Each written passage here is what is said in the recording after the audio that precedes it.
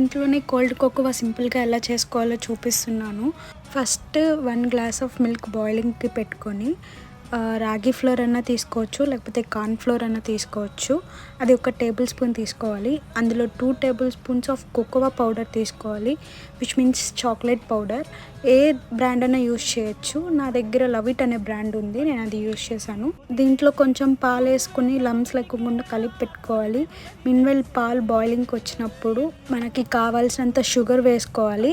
రాగి and cocoa mix కానీ వేసి లంప్స్ లేకోకుండా కలుపుతూ ఉండాలి. మీన్వైల్ మనం డార్క్ కాంపౌండ్ చాక్లెట్ కానీ తీసుకోవాలి. మీ దగ్గర ఏ బ్రాండ్ ఉంటే అది తీసుకోవచ్చు. ఈ 3 వేసి లంప్స్ లేకోకుండా కొంచెం థిక్గా వచ్చేంత వరకు బాగా మిక్స్ చేయాలి. కలపలేదంటే అడుగంటేస్తుంది. దీన్ని అలానే హాట్ చాక్లెట్ కన్నా తాగొచ్చు, లేకపోతే ఫ్రిడ్జ్లో 5 అవర్స్ పెట్టి చిల్డ్గా తాగొచ్చు. ఖాళీగానే ఉంటున్నావా? అయితే ఇది ఒకసారి ట్రై చేయి.